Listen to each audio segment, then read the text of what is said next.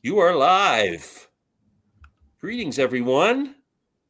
Glen Kellaway, Rob from Northern Revolutions, Sam from Sam St. John. And it's Wednesday night. We're a day late this week, but there was other stuff going on. So we're here. Better late than never. How are you guys doing? Doing well. This was a fun topic to go over. It was crazy. So yeah, we're gonna rank the Beatles number ones tonight. That was a hard topic. Tracks. It was crazy. It was a hard topic. It was. Yeah. I couldn't believe how it seemed. I felt like the first 4 or 5 were too bad, and the last couple were okay, and then in between it was like, oh come on, how can this be number 20? That would be number 15. Like it, it's just nuts. I redid the list 6 times, and I just finished doing it 10 minutes ago. Wow. Oh yeah, I've got some I regret already before I even say them. But, yeah, me too. Yeah. So yeah, 27 through 24 even were hard for me. 27 for me was easy, an absolute no-brainer for me. I had no even my number 1. I didn't have any no-brainers. I know what Rob's is going to be for 27, but yep, I know exactly. I've talked about it in another video, but yeah, indeed. My number 27 in this list would be my absolute dead last Beatles song of their entire catalog. I hate it that much. That's unbelievable. I think I know what it is because I think you've mentioned it before. I have. Yeah. Yeah, but let's. It's not my worst one. How many do we have on right now, Glenn? We have 3. Greetings, everyone. I got to see the comments, see if they're coming in. I was gonna say, Yakup Sahim. Where are you writing from? Good afternoon, man. Where are you? In the afternoon. Thanks for joining us. Afternoon. That's got to be halfway around the world. Yeah. Yeah. I'm listening to olden day jazz music like Louis Armstrong. Nothing wrong with that. Cool. I've got a from Australia. There you go. Melbourne. Very cool. That was my Australian accent, so I apologize if I offended any Aussies. Yeah. Australia. I love the Wiggles. Thanks for joining us. Arizona. We're just talking in southern Ontario and Canada here. We're expecting a big snowstorm tomorrow, so I'm sure Arizona's not. We're getting sleet down here tonight and all day tomorrow. Yeah, good time to stay home. Yeah, thankfully I'm working home. I work at home Thursday and Friday, so. Well, we got 5 people joined us now, so thank you so much. We were going to rank. As it says on the banner there, we're going to rank the Beatles number 1s. So I don't know how many configurations you guys have of this, but I've got the CD, which was, I think the original release was just a CD, right? Yeah, 99 or 2000. Yeah, 2000. Yeah. Yep. And then it was a massive hit. It was a big seller. Huge. Oh, yeah. It's one of the biggest selling albums ever. Yeah, and I don't know when the vinyl came out, but I do have the vinyl. I actually won this in a VC contest. There's 2 different versions of the vinyl. So there's the vinyl that you're holding in your hand there. Yeah. So that's the second issue. Okay. So the original issue is a little bit thinner, and it came out the same time as the original CD, which is about 2000. Okay. And then they went through and they remastered all of the tracks. Yeah. And put it out again in 2014-ish. And you can tell, aside from the copyright date, on the front of the album, the word Beatles is in yellow on the remastered edition. On the original edition, it's like a faded white. Oh, cool. I've got them both. It's actually a really good release. And it came with the posters and it's got the Richard Avedon prints inside. Those Avedon pictures, the psychedelic ones, which I have framed up on my wall. I've got them framed on my wall as well, above my couch. And came with these inserts, cardboard inserts. Very cool. I won this from Edward at Prague Hat. He had a contest, and I won this on his contest. Yeah, Beatles One, I think, was my first Beatles album. I had it on cassette. Oh wow! I think I got it like in an Easter basket when I was like 5 or 6. That's cool. And I also have this. Do you guys have this one? There's the DVD, Blu-ray set, 2 Blu-rays and a CD. But I want it. It's very cool. And it's. I was looked it up. It's still in print. It's only like Canada. It was like $50. I think it's Yeah, they not a still bad have it at price, Barnes and and it's Noble. got all the videos, and they enhanced the video quality as much as they could on some of it, and there's actually for people who are into 5.1, there's some I was going to say surround there's a sound mixes. 5.1 mix in there. No, we should say it's not exactly. It's not just number ones from North America. It's UK or because some Or were not US. number ones and vice versa Yeah. from the other Yeah. continent. But just a There's great one line. controversy because there's one number one that wasn't included. Which would that be? Please me, because in the UK there was 3 recognized album charts or singles charts back in '63, and in order for it to be certified a number one, I don't know what it had to be on all 3 charts or whatever, and it made it to number one on 2 of the 3 charts, so it wasn't I guess officially a number one, so they didn't include it on the album. Yeah, I may have some of the details right, but that's the gist of it. Well, that's interesting. I did not know that. Yeah, because of course George Martin, when they recorded "Please Please Me," said, fellas, I think you've recorded your first number one. Absolutely. Right.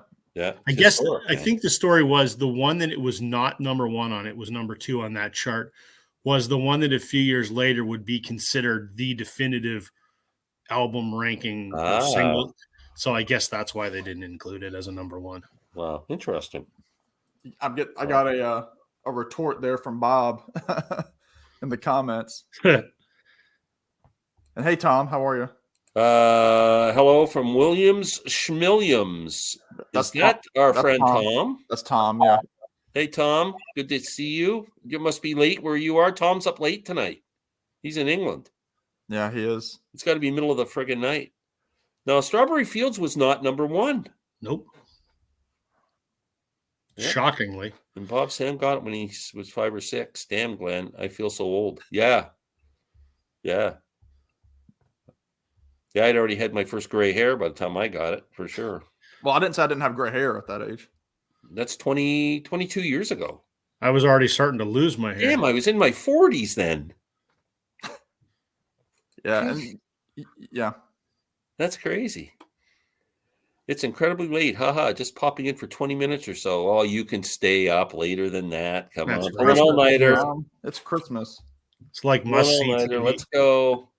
Forget school. Well, so just for Tom's sake, we better get started on this. How are we going to do this? We'll just start with our number ones for Tom. Do you want me to throw the list up on the screen as we see if we can do that? Yeah, Rob was going to do some kind of high-tech thing here. Let's just see if it'll let me.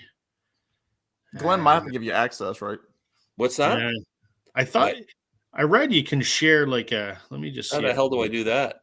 Hold on. No, it's not going to let it. I don't want to share my whole screen, but StreamYard used to let you just share an application window. Yeah, there is a way for me to let you do that, and I don't know how. I'm going under settings here for a sec. Yeah, because Jeff uses StreamYard. Right. Yeah. That's where I got the idea, because they show when they do that head-to-head thing, they show the Google Sheet. Yeah. Yeah. I don't know how to do it. Yeah, I think the host would have to allow the guest. Yeah. Access, because you know what? We'll do it for next time, and I'll ask Rachel knows how to do it. She'll let's there's 27. Why don't we do what if we do 3 each? Because that way it would be 9 rounds, right? Okay. Yeah. Sounds good. 7 through 25 and whoever. Okay. Well, since you came up with that brilliant idea, Sam, you go first with your 27th, 26th, and 25th pick. Okay. Yeah. Like we said, for those of y'all that are jumping in, this was no easy feat. And again, even these first 4, it was difficult because I didn't have one solid, song that put me out into disgust. But the one that I went with for 27, and again, it's all going to sound like shockers because all these songs were either like 1 or 2 in the US or the UK. So it's not going to be like, oh, how dare you put so-and-so at this. It's impossible because all those songs are at that level. But number 27 for me is from the last Beatles album. It's The Long and Winding Road is number 27. It's never been a song that's fully excited me. It's cool. And I even like the Phil Spector orchestration, but It's always been a little bit lower for me on, especially if I'm listening to Beatles on shuffle. That one's probably going to get a skip, but not on the album. Number 26, it's for all you kids out there, Yellow Submarine, from Revolver. Again, it's the one Ringo track that's on this compilation, because it was a double A side, so it got to that number one status, if I'm not mistaken. And I mean, it's a great song. That's one of those songs that we've all kind of had to re-listen to this year with the Revolver box set. And we all talk about the John Lennon demo that was on there, and like the melancholy version that was around that was like, ooh, that's mind blowing. But anyway, it's number 26 on this list. Again, not one of the heaviest Beatles songs. Speaking of, number 25 is one of the heavier Beatles songs because it's that one of those early songs with feedback, and that's "I Feel Fine" is my number 25. But that awesome boom. And then of course that fantastic doon doon doon doon doon doon doon, which is just, you know, a killer opening, and I love the harmony with John and Paul. It's one of those great early just one of those great early Beatles rock songs, and it sounds like Beatlemania. And again, these are all big songs, but those are my first three out of the gate. All right. I'm not going to comment. You didn't rank any of those. You added new ones. Who's Rob, up? Am I up? You're next? up, buddy. All right. Okay. So number 27 for me was the only one that was easy. You want some breakfast, Rob? I've mentioned it before. I know that people are going to crucify me for this, but there's one Beatles song that I absolutely detest. I skip it every single time that I ever hear it. Is "Yesterday." The most recorded song in the history of music. I know. I loathe that song. Wow. Yeah, I don't know why. It just. Do you remember? Yeah. Did you loathe it like the first couple times that you heard the album? Yep. Really? Yep. I don't know why I have such a distaste for that song. Can't stand it. I have no rationale for why. I just, yeah. And then from there on, I mean, the list could change. Like I said before we went live, I rewrote my list like 6 times over the last week. But at number 26, although it pains me to put it here, 8 Days a Week. I like it, but just in comparison to everything else, I like it less. There's actually a version on the anthology that I like even better, because rather than having that 3-chord strumming intro, they do a 3-part vocal harmony on that alternate take, which I like a lot better. Had that been the track that was on here, I would have ranked it a bit higher. But 8 Days a Week. And then number 25 for me, again, I love this song. It's "The Long and Winding Road." Hey, well, I don't have anything against it, and there's parts of it I really like, but there's just everything else I like a lot more. Yeah. Wow. Okay, I'm going to do my 3, and then I'm going to get to a few of the comments on our first picks here. That can be the routine. My number 27 is "Yellow Submarine." I do have to say, I don't dislike "Yellow Submarine." And after getting the Revolver deluxe set, I've got a newfound love for the song. It has partly to do with John's kind of melancholy demo version. Yeah. But just even, it's one of my favorite tracks, remixes on the new album. And they brought some of it to life somehow with the vocals and stuff. And I just looked at it in a different way than I ever had before. And but still, it's got to be number 27. Number 26 for me, you guys have both picked it. So "Long and Winding Road." I mean, it's a beautiful song. I like Paul's version better with just the piano, the Beatles doing it, rather than like George Martin shit all over that song. Or not George Martin. Phil Spector. He crapped all over that song. And my number 25 is "Love Me Do." So no, just it's a great song. I mean, his historic Beatles song, but just something had to be number 25. Mm-hmm. So I'm going to try and get caught up on a couple of things here people said. I feel fine in the top 10 for sure. I agree, Roy. Stay tuned. Tom. Oh no. Yesterday might be my number one. See, I knew someone was going to. There we go. That's when Tom decided it's time to go to bed now. You just woke him up. Now he won't be able to sleep. Yeah. Easy Rider, he's on your side. Hey, there we go. I skipped yesterday in Michelle. Oh, I love Michelle. Similar. Michelle, I would put much lower for sure. Can agree it's overplayed. Oh, look at that. Long and Winding Road is better on Let It Be Naked. Yes, everything is better on Let It Be Naked. Yeah. Except for the lousy compression on the CD and album itself. Okay, we can move on. That's it for comments. Caught up. All right, back 24. To you with 24, 23, and 22, Sam. Yeah, 24. Just to kind of, I guess, to follow with Love Me Do from Glen, kind of in the same vein, From Me to You.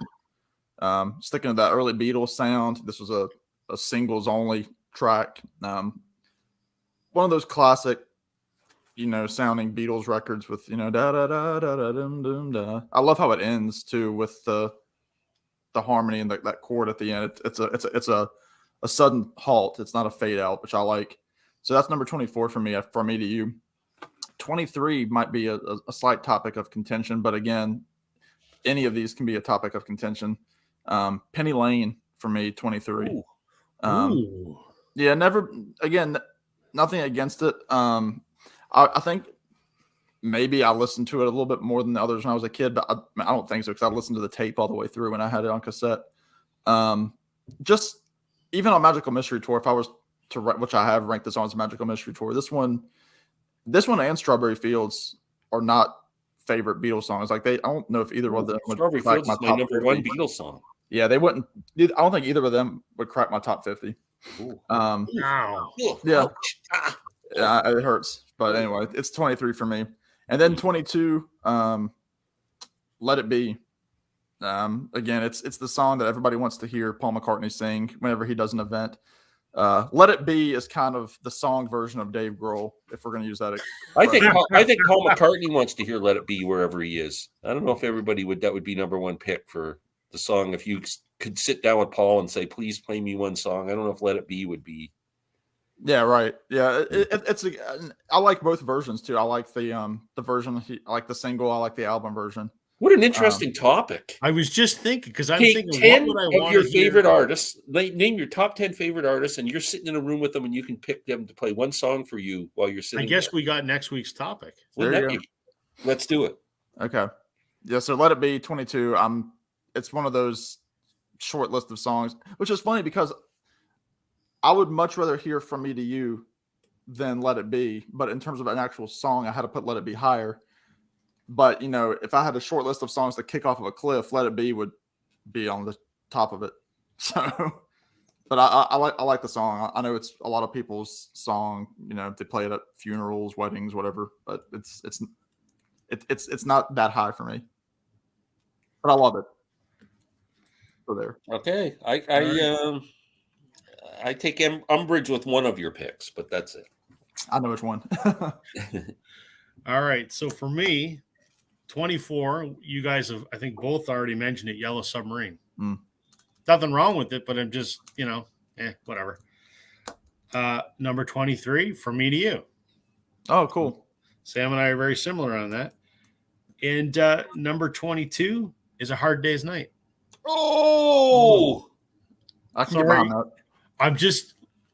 I think of all the Beatles albums, A Hard Day's Night does not rank. The entire album does not rank very high for me. I find it.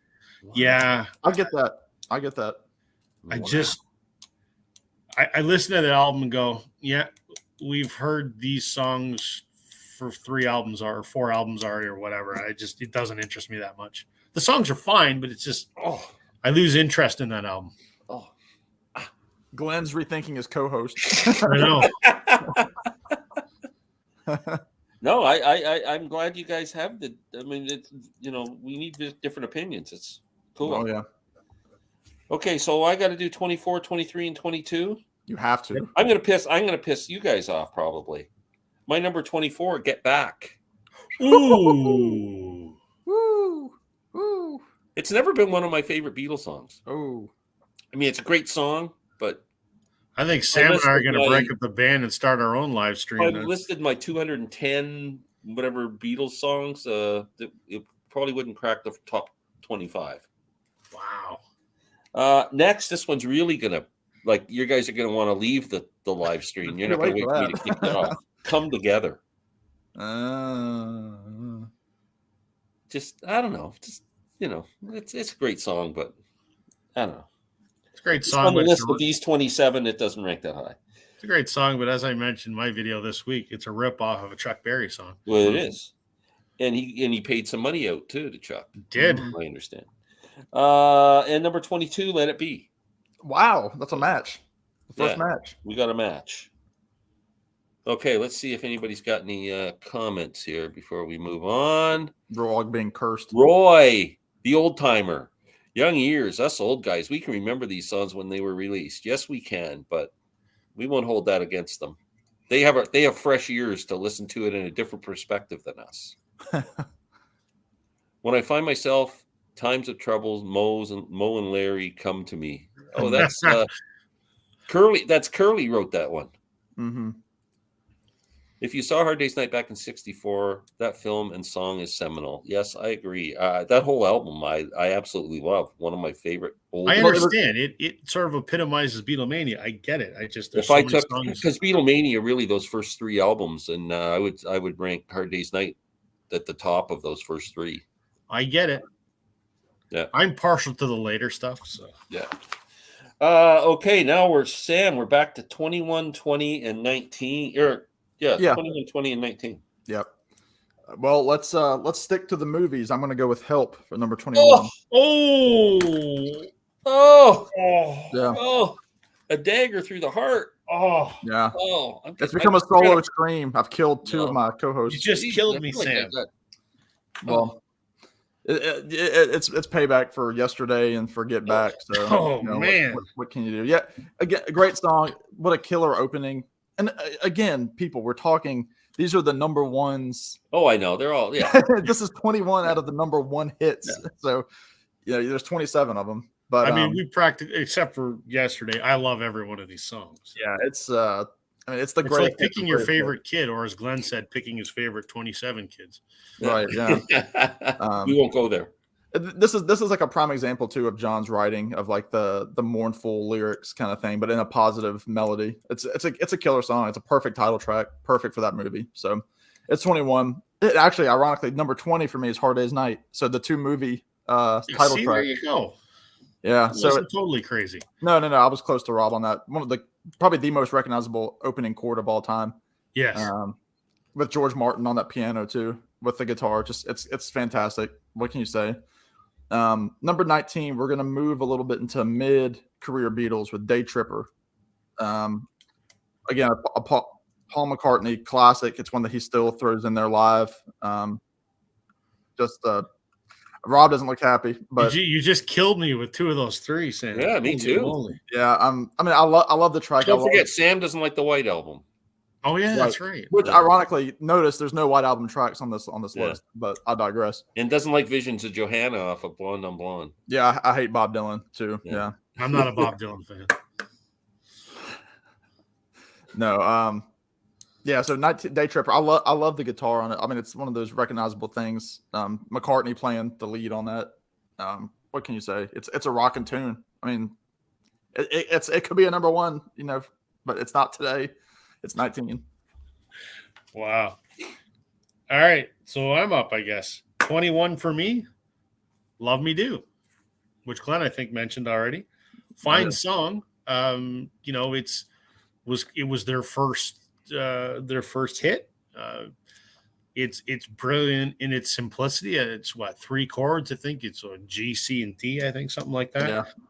It's a simple song. It's a catchy melody, but this week I ranked it low just because. Yeah, you can. Because you can, yeah. Because I can. Number 20 for me, I think Sam mentioned this one. I Feel Fine. Yep. I mean, I love the song, and you're right. The introduction to that is great. That feedback, which was a total accident. John leaned his guitar against an amp, and it fed back, and he went, "Holy crap! What is that? Let's do it again and record it." You know, so kind of a neat. I think it was one of the first times that feedback was used in a recording, if I'm not mistaken. So great song, but just I think John has claimed that it was the first time. Yeah, he did, but it's questionable. There's some blues songs that have it, I think. My 19 might ruffle some feathers. Hello, goodbye. Okay. Well, it's good, but I think for me the lyrics on that are just so simplistic that you're ruffling mine, but that's okay. Sorry. That's my 21, 20, and 19. Sam, what was your number 20? Because I didn't write it down. Hard Day's Night. Hard Day's Night. Yeah. He's keeping tally of who he's going to give Christmas presents to and who he's not. I'm going to get a lump of dog. Oh, no, you're all getting the same thing you got last year. Yeah. Oh, how nice of you. Yeah. Okay. What are we at here? 21, 20, and 19? Yeah. Yep. You're 21 from me to you. Okay. Probably the weakest of their early hits to me. Like, I mean, they took over the charts in 1964. There was like, 6 or Beatles songs in the top 6 or something. But so that would be, if I did rank all those early hits, that would be my least favorite of them. We all ranked that low, did we not? Yeah. Next, Rob will be happy getting this one out of the way. Yesterday. Hey, there you go. I think it's just an absolutely beautiful song and great melody and original. And the crazy thing about that, if you believe Paul, he wrote it in his sleep, and he just he kind of woke up with it.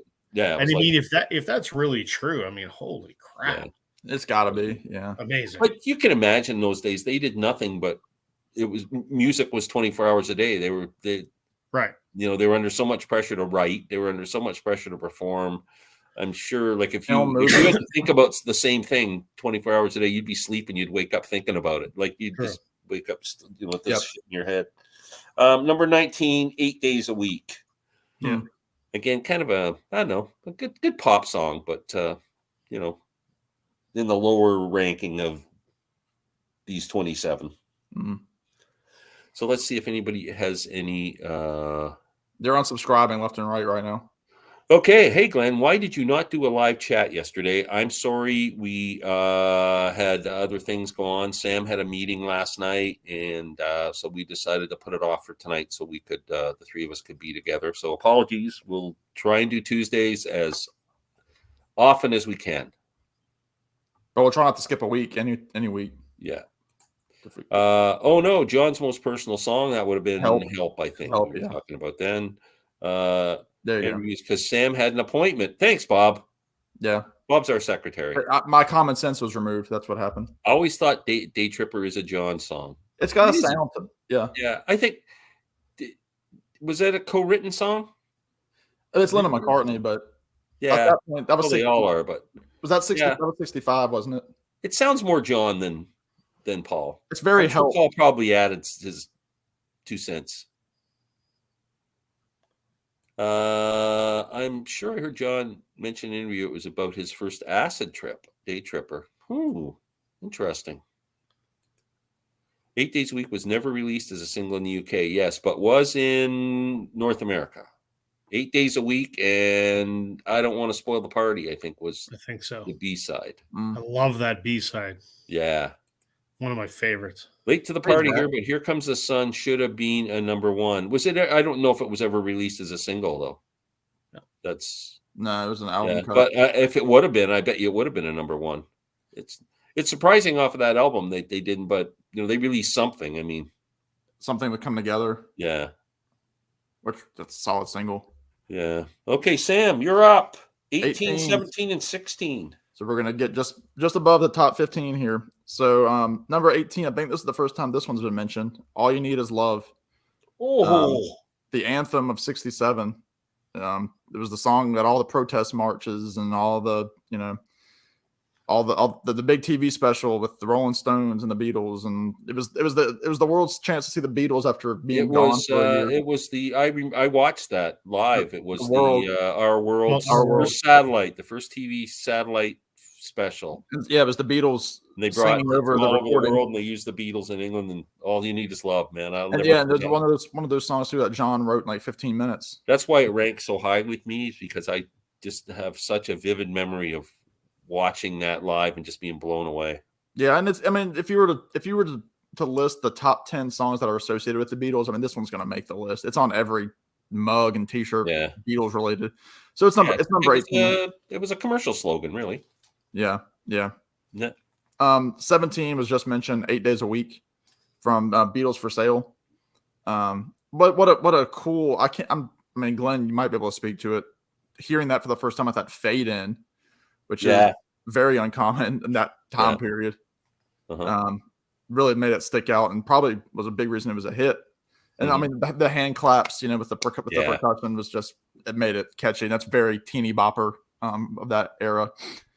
And 16, again, I already mentioned Love Me Do. I've always loved the track. It was one of those first tracks I ever learned on harmonica when I was teaching myself harmonica. And Paul tells the story about that was his first vocal solo in a studio. The quivering of the voice and all that, and I was fortunate to see him do that live back in May, and so that's really special. And I like it. It's probably a little bit higher for me because it's more acoustic in nature, and the harmonica I love, which was again not common in a pop song at that point. I mean, it was folk music was slowly starting to come around at that point, but on pop records you didn't hear harmonica much. No. But number 16, Love Me Do. Cool. Okay, only take umbrage with one. Seems like 1 out of 3 I'm taking umbrage with you, Sam. That's about right. That's just life in general. 33% of it sucks. Can't please all the people all the time. All right. 18 for me is Let It Be. Beautiful song. Just yeah. I've seen Paul do it live, and it was magical. There's others I like better. It's my rationale, unfortunately, for a lot of these. I mean, what else do you say? Number 17, I don't think has been mentioned yet, and I hope people don't get upset, but She Loves You. No, it hasn't been.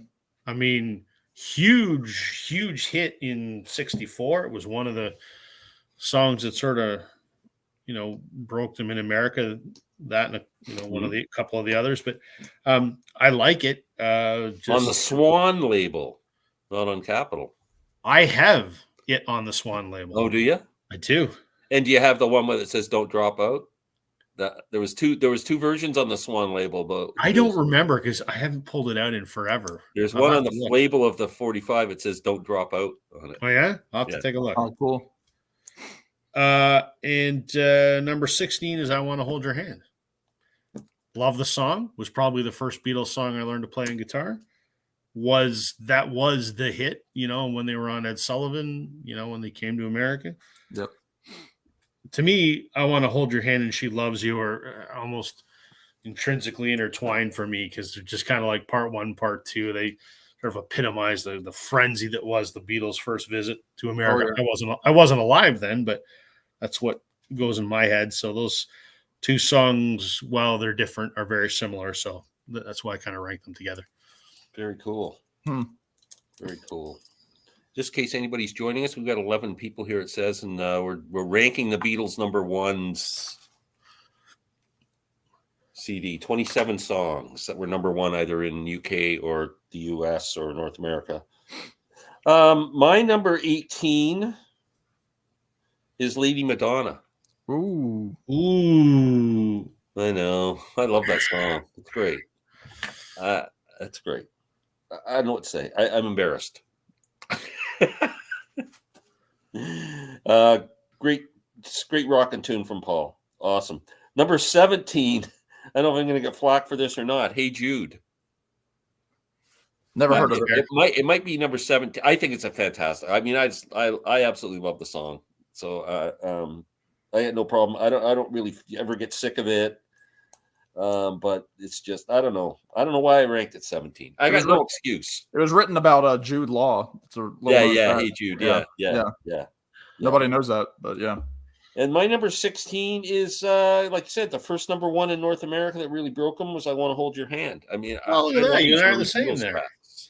Interesting. We haven't on exactly. We've Second matched match. again. Second time we've matched. You know what they say? Great minds think alike. That's right. And fools seldom differ. Well, yeah. Yeah.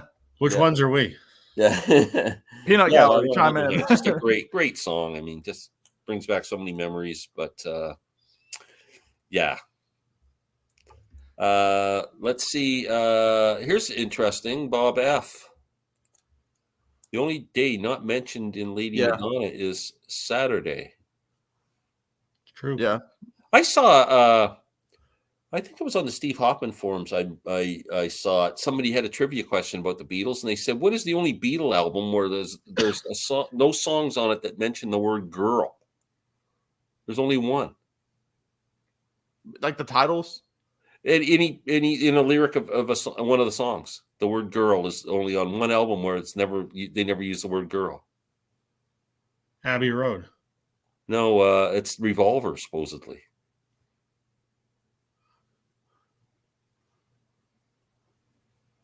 Yeah. I don't know. Interesting. If it's true. For no one, no. Huh. Interesting. Well, let's table that for next week as well. Yeah. Everybody be writing down the lyrics to all the Revolver songs. So damn it, they did. Okay, 15, 14, and 13. Well, this is really interesting because 15 for me is "I Want to Hold Your Hand." Oh, wow. Yeah. So we all put that smack dab in the middle. Yeah. No other explanation that y'all haven't already given. But so yeah, that's my number 15, classic early Beatles. 14 for me, another one I don't think has been mentioned, but Glen's already thrown out Lady Madonna, so I don't feel bad about this. Paperback Writer, number 14. Great.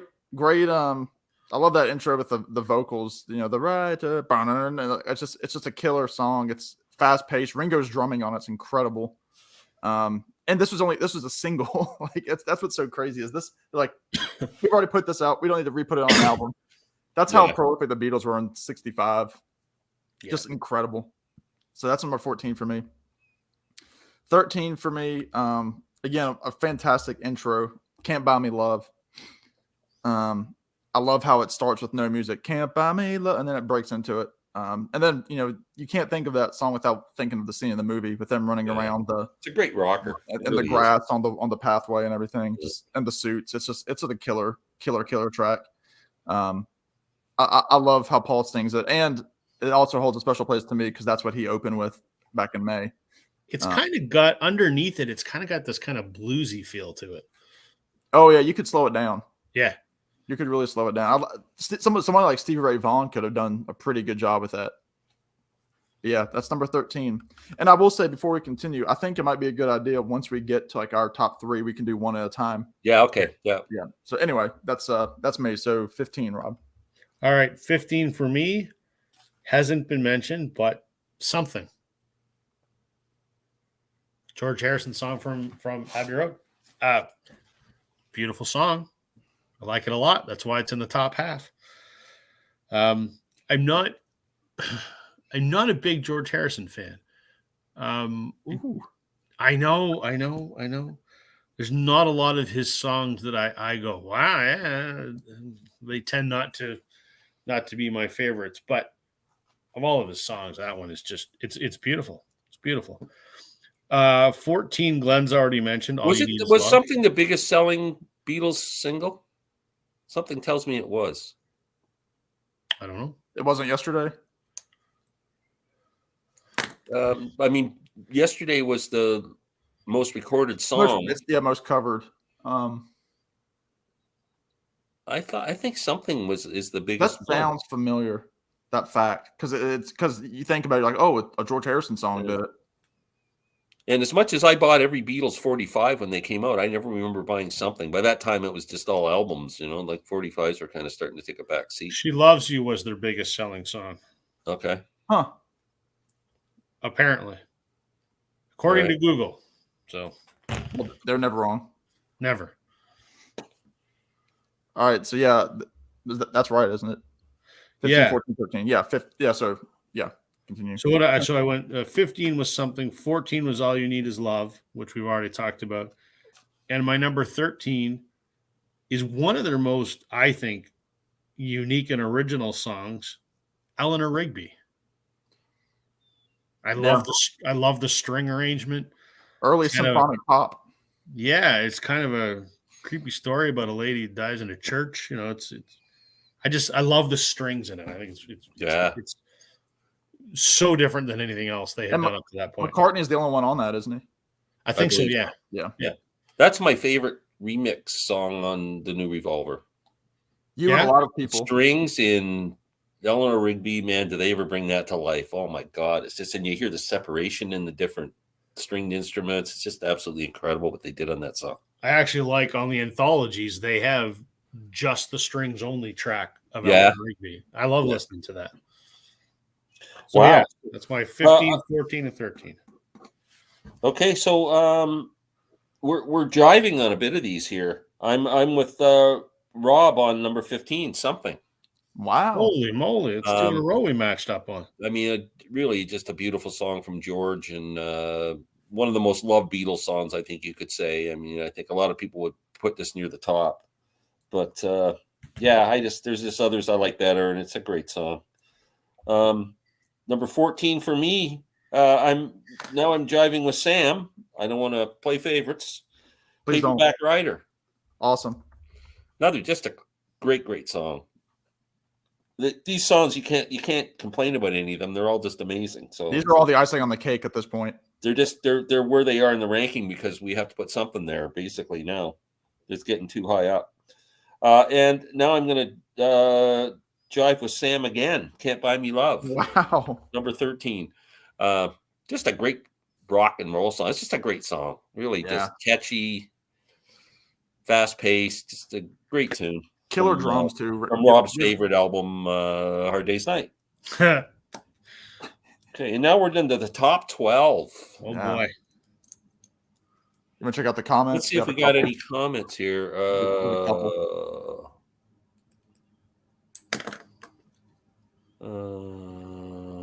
Here we go. Next one. Okay. What 2 Beatles songs start with the same 4 words? Here Comes the Sun and Here Comes the Sun King. Oh, Okay. first line, yeah. Sure. Was Twist and Shout a single in the U.S.? Yes, it was, but not a number 1 single. I don't think it made number 1. It was put out on Tolly back in the early days. Yeah. I've got it on and I think it was on a Capitol single too later too, right? Wasn't it? Probably. And SRV covered Taxman. I don't know if I've ever heard that. Yes, he did. Yeah. Yeah, he did. It's very good. Cool. I forgot about that. Hey, No Jude spent 9 weeks at number 1. But spending the most amount of time on that at number 1 didn't necessarily mean it was sold the most records. Yeah. There's probably a difference there, Bob. I was kind of wondering what sold the most records. Yeah. That'd be interesting to know. Bob, if you can find out for us, that'd be great. Bob's our researcher now. Bob's a good guy. Yeah, he comments a lot. Good comments. Top 12.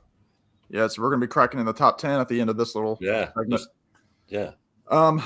Number 12, just mentioned Eleanor Rigby for me from Revolver. I mean, what can you say?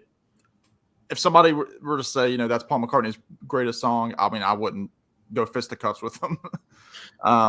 Yeah, I mean, it's like we were saying, it's early, like Baroque symphonic pop and an early precursor, I'd say, to prog. Again, just proof that the Beatles were ahead of their time by about 2 years at this point.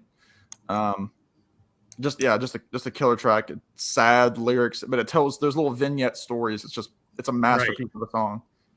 I would almost consider it to be kind of like Paul's Good Vibrations, like a little mini pocket symphony. Yeah, that's a pretty fair comparison.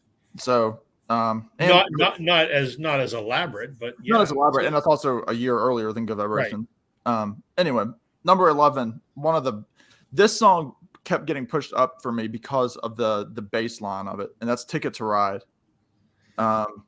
just again, one of the most iconic opening guitar. It's got that jangly guitar sound, down, down, down, down, down, then doom, doom, doom. It's just so good. There's such a tight unit on that song. The drumming, doom, tap, tap, doom, pop. It's just to see Ringo talk about that too. There's like a clip on YouTube where he talks about isolating those drums and how he was doing it, and just he's clubbing those drums with that song. Just a killer track. I love it. And then the first song in my top 10, you all have both mentioned it yesterday, from Help, makes number 10 for me. Yeah, it's overplayed, it's overdone, but you can't deny it. I know Rob can, but I can deny it. I know Rob can, but there's a lot in that song in just 2 minutes. Listen, it's a brilliant song. I just don't enjoy listening to it. No, I mean, there are songs like I said, Strawberry Fields I've never connected with, and people think, they put that like it's God. But yeah, Yesterday, number 10 for me. So pretty strong songs at this point.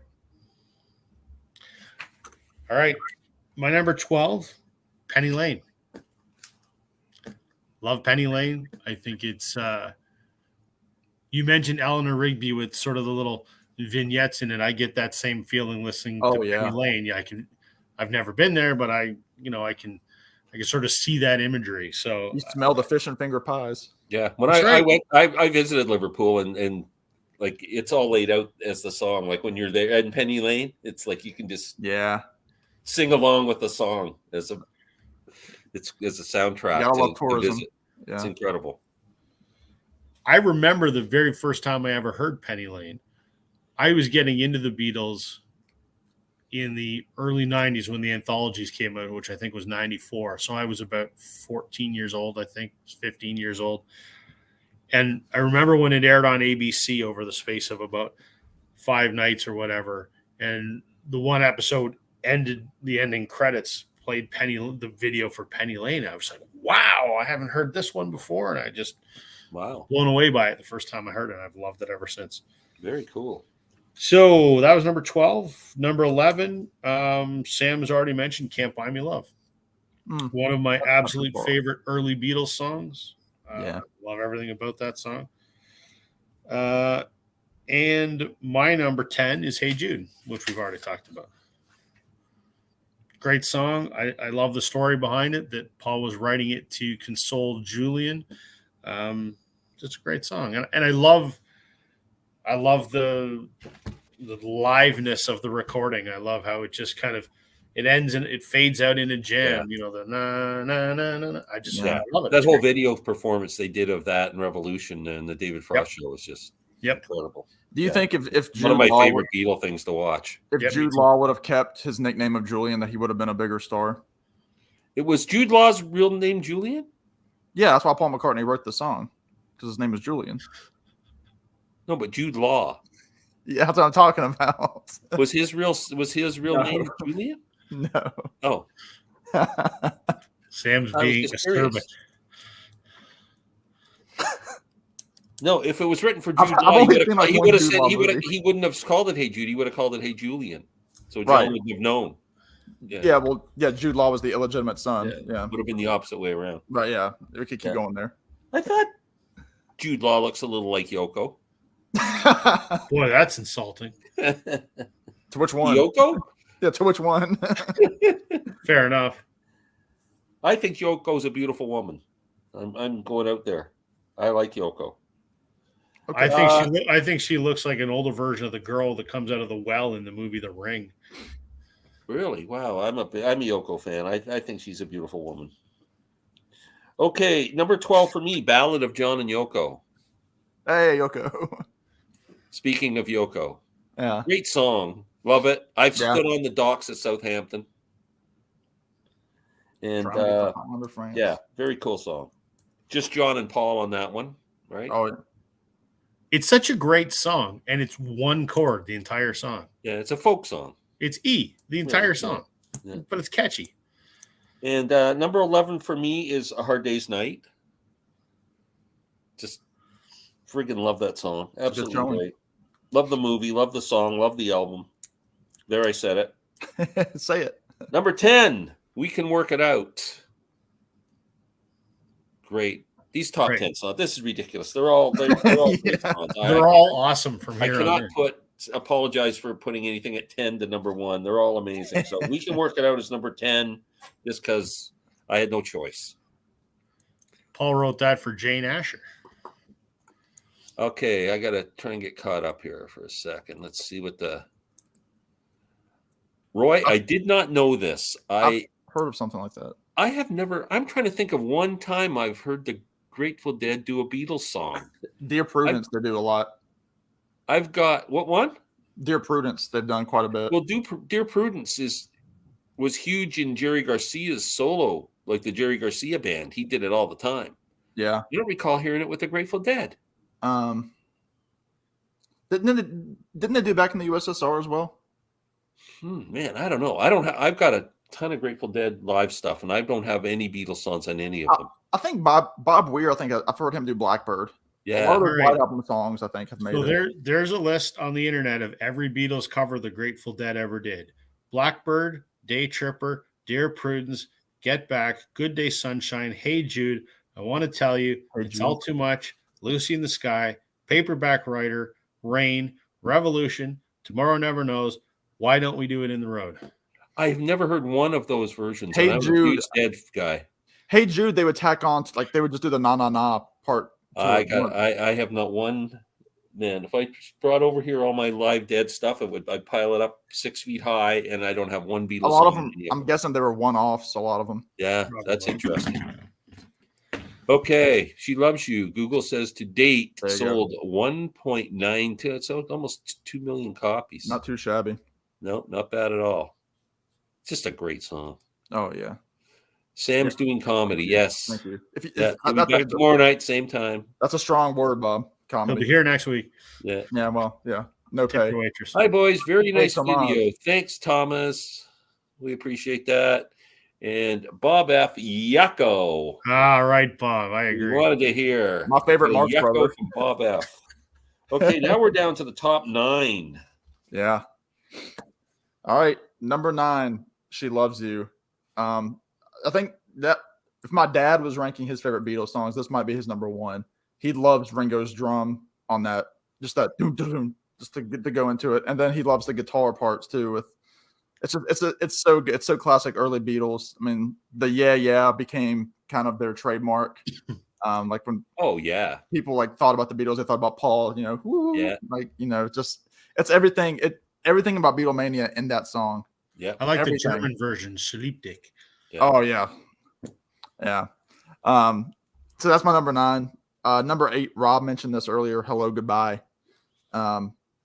Killer song. It's one of those early tracks that you learn as a kid. Everybody sings it at functions or whatever it might be. Simple lyrics. I mean, they do the opposites: high, low, why, I don't know, that sort of thing. I remember the first time I ever heard that about in the early mid 90s. It was on Glen might remember this. It was on a Canadian Airlines commercial. And it showed like Newfoundland and like big streamers going across the landscape or whatever. And that was the song. And I'm like, first time I heard it, I didn't know that was the Beatles because I was just getting into the Beatles. Yeah. Yeah. I mean, I love it. I love how they brought back the Sgt. Pepper outfits for that promotional video on Ned Sullivan. Yeah. It's killer, but it's them without John and Paul don't have the mustaches anymore, so it's kind of cool to see him in that look. And number 7, Frank Sinatra said it was his favorite Beatles song. Something. What's Frank Sinatra know? Right. What did he ever do? I mean, what can you say? It's just mournful. It's just that solo is just beautiful. It's so simple, but so. It's so George, and it really showcased what he would do going into the 70s with his guitar playing. Be Paul McCartney's best Beatles bass riff. If you ever listen to just try and isolate the bass on that, it absolutely. I don't think I've ever thought of it. These little melodic slides and stuff. It's just a really beautiful bass line. And then the drums. I guess Ringo's using mallets. It sounds like the way he's going. It's very soft. And then that build up, you're asking me where our love goes. It's just that it's all. I mean, Abbey Road's my second favorite album. It's my favorite Beatles album. So those songs always hold a special place. But yeah, I mean, good grief, George Harrison had his 2 biggest songs on that same album, and it's crazy that Here Comes the Sun didn't make this album. But anyway, Something is number 7 for me. Cool. Okay, Rob, 9, 8, and 7. Number 9 for me is Come Together. I love it, even though I mentioned it's a Chuck Berry ripoff, which I didn't know that actually until earlier this week when I was doing a video about John Lennon's rock and roll album that I found that out. But love that song. Remember the first time my dad played it for me when he put on Abbey Road and that came on, I was just like, wow. I love it. One of my fondest memories. My dad and I had a passion for music and record collecting, and I always think of him every time I hear that song. So that's a pretty important cool. song for me. And I love it. It's a cool song. It's got that big heavy bass and it's kind of got a swampy tone to it. Well, especially the first time you hear Abbey Road and that's your introduction to Abbey Road, and you just think, oh man, come on, this album's one of the best openings of all time. Like an opener, it's just yeah. Love it. Number 8 for me is The Ballad of John and Yoko. Great song. It's fun to play. It's fun to sing. It's a toe tapper. It's got a story to it. It's a fun song. Yep. And number 7 for me, Sam already mentioned Paperback Writer. Yeah, Glenn and I matched on it. Wow. He froze. Oh, I see. Oh, Rob, he's coming back. Yeah, Paperback Writer is just a great single. It just is a great song. Interesting. The way you're back. You there? I'm back. Okay. Talk about Paperback Writer. You froze for a minute. We were just trying to cover for you with Paperback Writer. Yeah, I don't know why my internet connection's been a little bit flaky the last little while. But anyway, Paperback Writer. It's for all the same reasons Sam said he liked it. I've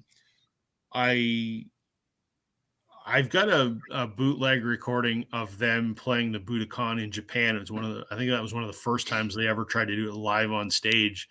And it just makes me appreciate how good that song is when you hear them try to do it live. And it's good live, but it's not, it lacks something. It's one of the first songs for me where things started to get complicated in a good way. Mm-hmm. Yeah, they couldn't do it live anymore. Right. Yeah. That's a good point. I wish they would release Budokan officially. I have a video of it too. I love watching that. Both performances. There's like either 2 nights or an afternoon and an evening or whatever. I've got it on vinyl. There's the one where the microphone keeps. I haven't seen it. I just have. Oh, have it yet? Yeah. One of the shows, the microphone, it won't stop turning on them. Oh, really? It just revolves around like it's facing them, and all of a sudden it's going like this, and they're going. Nice. It's really funny. Okay, my number 9, 8, and 7. Sam and I match on a couple of these. Wow. He Loves You, number 9, same as Sam. It's the cosmic connection, Glenn. I love what Sam said, that it's kind of defines Beatlemania, and like it's everything about Beatlemania in that song. The yeahs and the shaking of the hair and the freaking just the harmonies and just an incredible pop tune. Just a great song. Yeah. Number 8, Hello Goodbye. Man, I love that song. I would say it's number 8. My number 7 is I Feel Fine. I know you guys had it ranked a little lower, but my favorite Beatle period is that middle period. Like I Feel Fine, Day Tripper, that 65, 66 period when they were great period. Kind of they were mature. That was like, the bridge between, Mop Tops, mature Beatles and the young Beatles. That's just I love their look then, the hair, the whole thing, and that's my favorite. Turtlenecks. Yeah. I Feel Fine at number 7. Wow, Now we're down to the top 6. Hold on. Let me get caught up here. Our Adoring Public. Okay. Okay, this is just a further comment to the Grateful Dead stuff. They mostly played a Beatles song as an encore. Interesting. That's I don't about know right. why I'm not hearing it. I'm still shocked at that I haven't listened to any of that. Yeah, And that's right. Frank used to credit John and Paul as the songwriters when he did something. Yeah. That's funny. I remember reading an interview with John when said he was in, I don't know if he was in Spain or somewhere having dinner, and the waiter came up to him and said, "Oh, Beatle, and yeah, can you do the song you wrote yesterday for me?" And like I didn't write yesterday. It's like Yeah. they just Which again, that's pre-internet, so. John. There he Hey, is. John. Are you walking or sitting down? I always got to know what John. I can't picture this man sitting in a chair. I just see him walking. Where's John from? Because it's raining here. He's on in the evening. Florida. Well, it's raining in Virginia right now. Yeah. Cold rain. Sam, my video for your contest is done and scheduled for Friday. Wow. Just remind me when it's up, John, because I don't want to miss it. Take But a thank you. second to let me do this one last comment, and then you take a second to brag up your contest. One of the Okay. best live Beatles shows was the one in Germany in '66, in my opinion. I don't think I've ever. Is there video of that, Roy? I'm not sure. Or were you at the show? Or interesting. Sam, Roy tell is us about actually your actually contest. Jimmy Nickel. Yeah. Yeah, we can all do a quick plug, I guess. Yeah. Quick plugs. Yeah, so I've got a contest. I just did a update video this evening. It's already posted with everybody's name so far as of like 5:15 this afternoon. I've got 48 entries. Good job. That's incredible. That's a in great just participation. 2 weeks. Yeah. So it goes on for about another 3 weeks until the 2nd. Yeah. My video is up on my channel. If nobody's subscribed to my channel, please subscribe to Sam St. John. And Yes. enter. There's a $30 Amazon card at stake. Just make a video and follow the prompts. So yeah, it's been fun watching everybody's video, and I have them all on a playlist too. So Wow, that's cool. And latest video? You got any new yeah, videos? I recorded a bunch tonight. Well, like I said, I recorded the contest update. That's already posted on my page. And I recorded a couple of Christmas themed videos. I've got one that's coming either tomorrow or Friday where I talk about 5 albums that I think rock fans would like that are Christmas albums. Like they might not know. So it's kind of unknown-ish Christmas albums that rock and pop fans might like. And then I also have my top 10 favorite Christmas albums ranked. So those are all recorded in the tank, but it just comes down to when I post them. Very cool. Yeah. Very cool. Yeah, your contest is going great. That's really good. Yeah, thank you both. Well for deserved. promoting it. Rob, tell us about your channel and what you're up to. Yeah, so I did a video a couple days ago about the bizarre story behind John Lennon's rock and roll album, sort of Great video. in honor of the anniversary of his passing last week. And I just did a video a couple days ago with Mike PC31, the vinyl policeman who lives in England. He and I did a discussion of our thoughts on the Revolver box set, finally. And you can watch that on his channel. And then tomorrow, I'm doing a video with Chase, concert buddy. He and I both joined YouTube last January. So he and I are getting together to have a discussion about our first year as YouTube channel people in the vinyl community. Is that going to be on your channel or on Concert Buddy's channel? It's going to be on his channel. Oh, cool. I'll be it should probably be up by the weekend sometime. Wow, very cool. I would say, will you post those to your community page for people? Yeah, absolutely. Okay, yeah. Cool. Congrats on a year anniversary. I can't believe it's been a year already. It's been fun and it's flown by in the blink of an eye. I didn't think anyone would give a damn what I had. They don't right now. What good timing.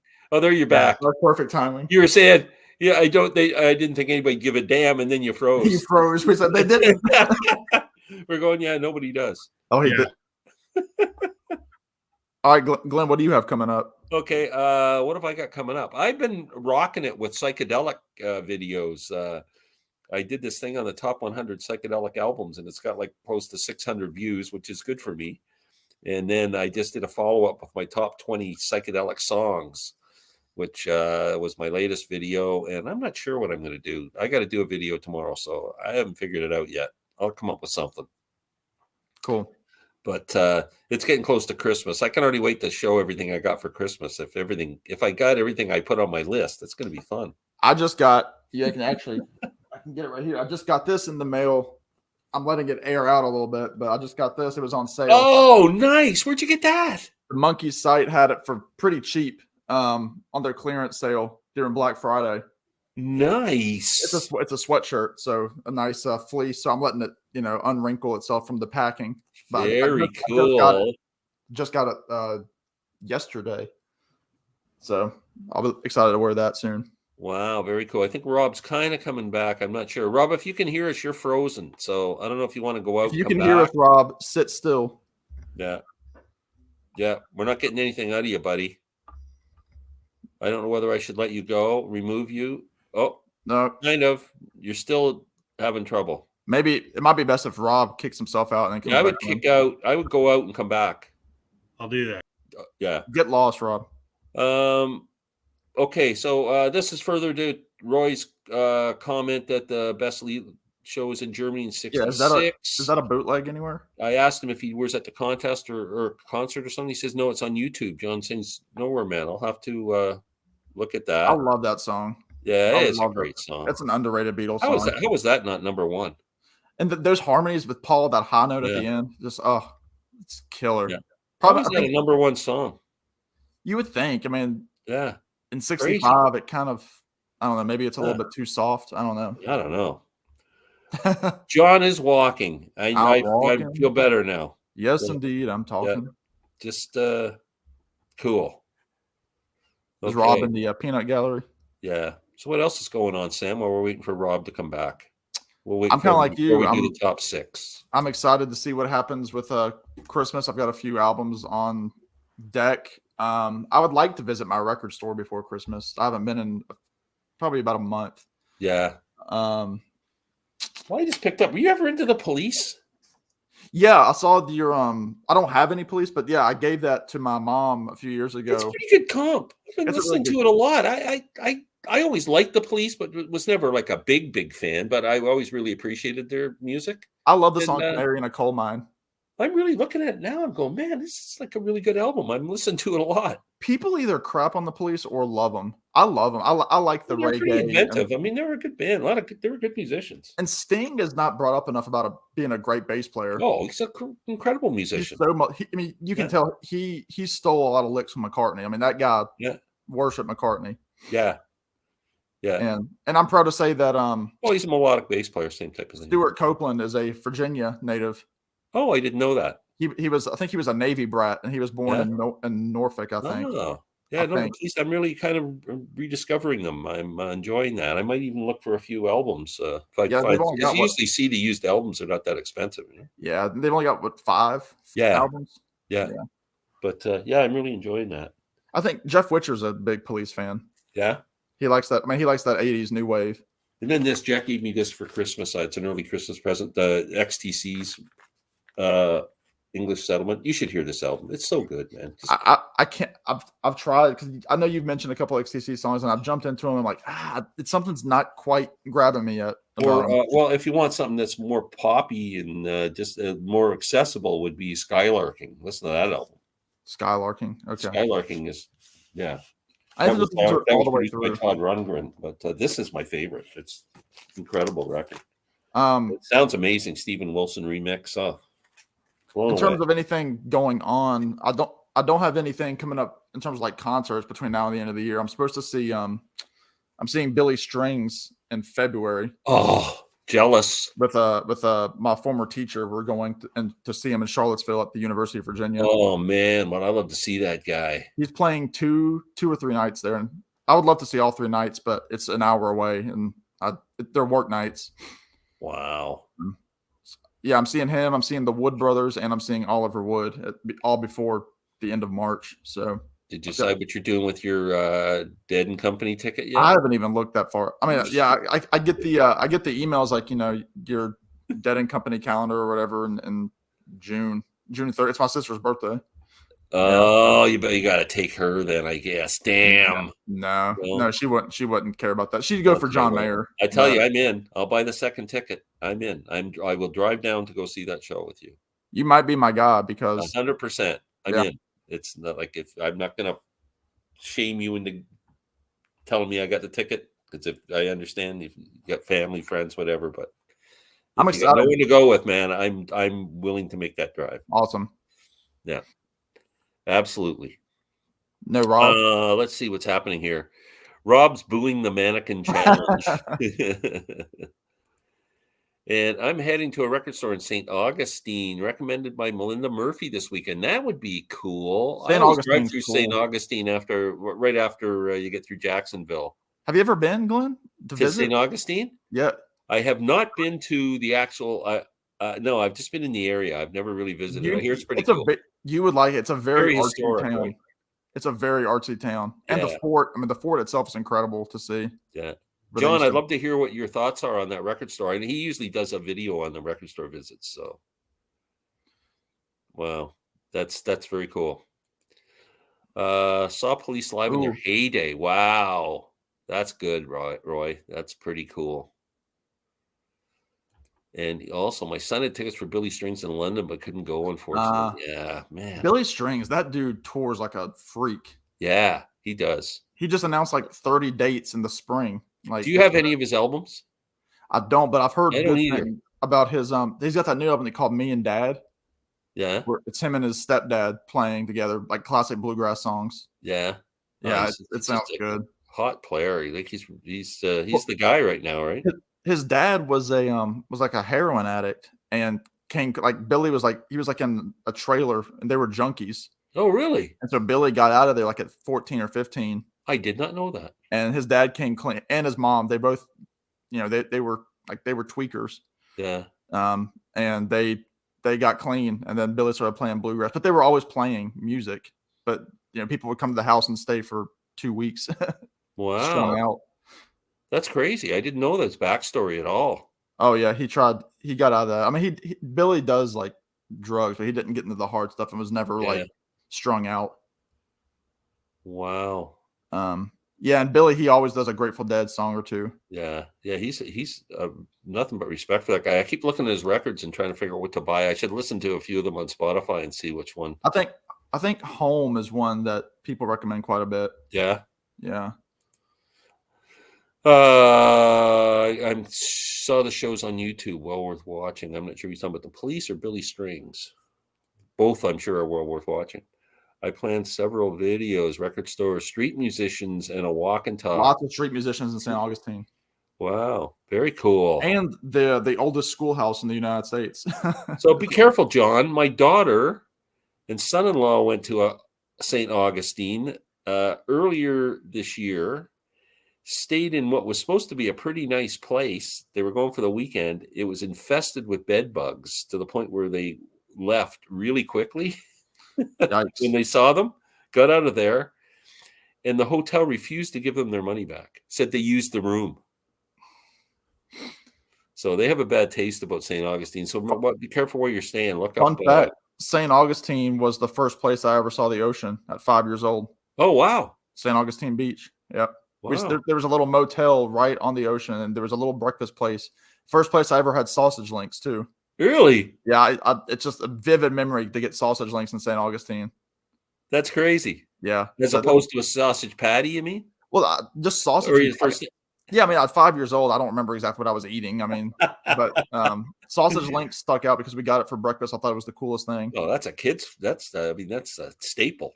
Yeah, so the beach and sausage is what I associate with St. Augustine. I still eat sausage links all the time, but now they're chicken sausages and not. Yeah, not we do pork. turkey sausage. Yeah.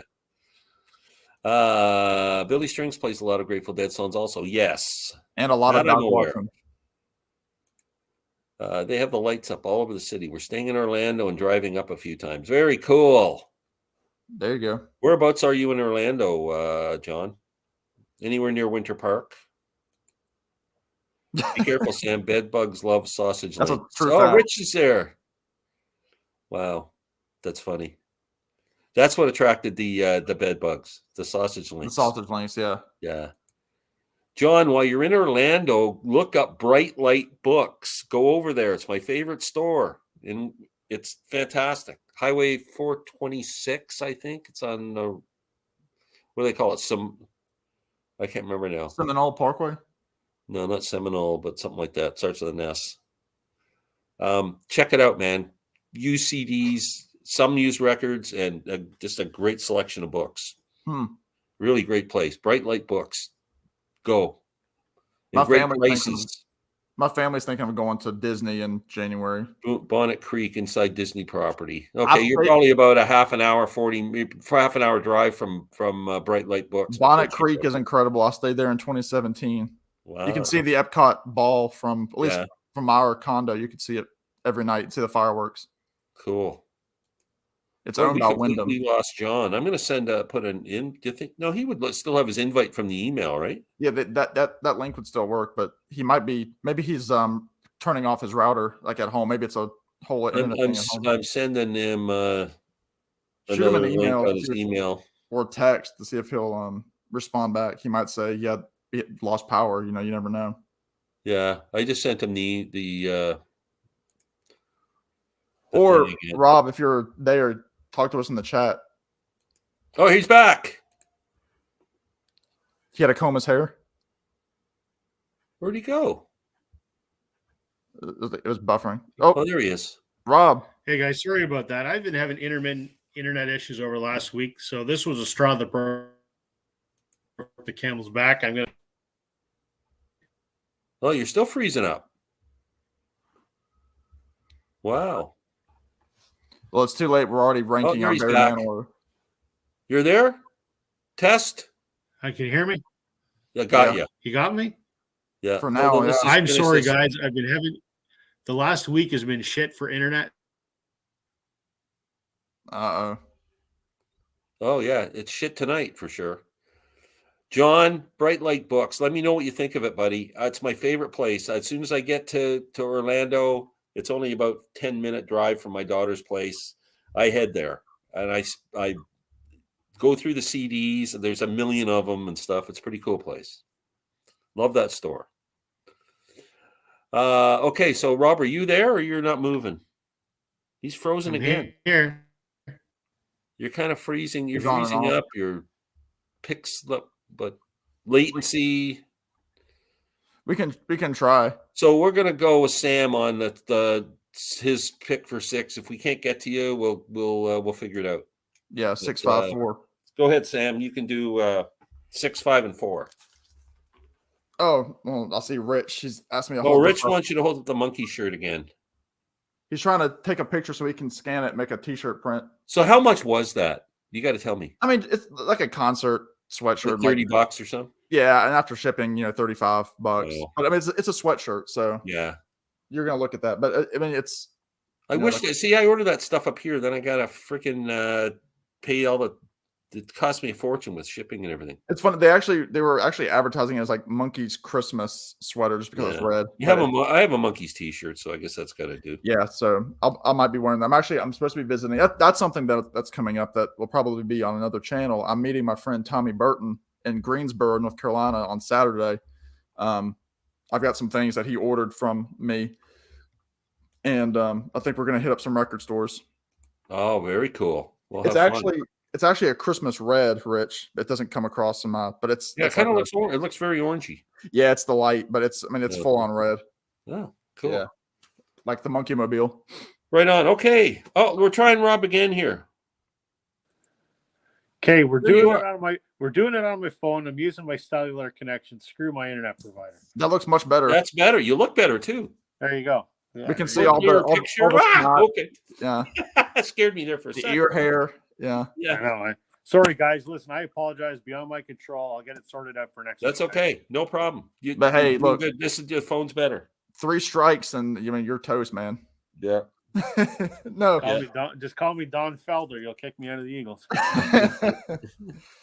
All right, number 6. Y'all okay, number 6. The Beatles number 1s. Yeah, there you go. Yeah, if you can bring that back up.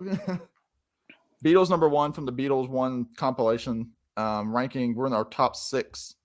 So I'm the first of the 3. Number 6, The Ballad of John and Yoko. Y'all both talked about it. I love it for obvious reasons. It's acoustic. I love the bass in it. I love that Paul is playing the drums, and that it's one of those last moments where Paul and John seemed like they were really palling around in the studio. It was a pure Lennon McCartney, of outing. John was getting a lot of crap from the press at that point, and it was just kind of their way at, twisting the knife a little bit into the press. So it's a fun song. I love the harmony. I love the slide that John plays. Just really cool. Number 5, great song with the harmony with John. We Can Work It Out. Number 5 for me. Another single. That's 2 singles in a row that weren't album cuts. Paul still does this live in his acoustic set when he does this or I've Just Seen a Face or Another Day. All those songs, he kind of throws all these in at the same time. I love the harmony, and I love how there's the John Lennon part where the life is very short and there's no time. Oh yeah, that's a very John line. And then Paul's try to see it my way. It's very positive, and then it could be like this negative with John. So again, it's pure Lennon McCartney. And number 4, again, one of the greatest openers of any album, Come Together. Yeah, it's played out, and that's the song that's always on the commercials now. Whenever they have a Beatles, I remember when they were advertising Beatles rock band, that was the song that they were played there in the promos and things like that. But you can't deny the swampiness, the funkiness, the dirtiness of the sound of the track, and even though it pulls lyrics from Chuck Berry, it's like a classic, blues or 50s song that would pull tracks from older songs. That's how I look at it. So it's perfect song to open Abbey Road. So there you go. Very cool. Good picks. Okay, Rob, it's up to you. 6, 5, and 4.